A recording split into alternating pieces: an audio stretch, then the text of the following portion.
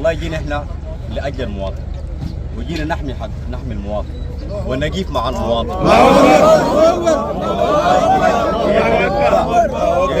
جيتنا لكم ده والله حماية لكم وحماية لممتلكاتكم وحماية لأي زول بيشيل حق زول ده والله ما زول.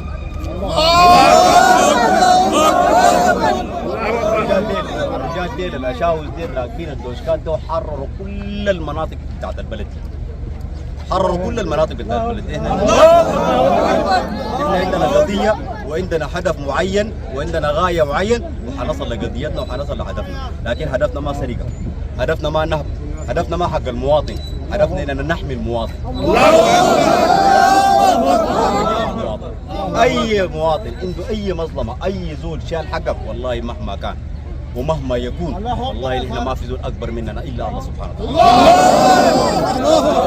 الا الله سبحانه وتعالى.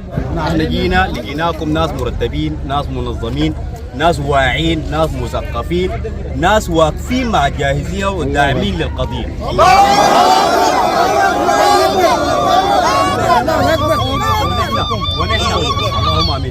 ونحن ناس جينا لقيناكم بهذه دقيقة أخونا دقيقة. نحن لما جينا لقيناكم الناس بهذه الصفة والله ما بنخليكم ساكت. أول شيء نثبت لكم ارتكاز هذا السوق.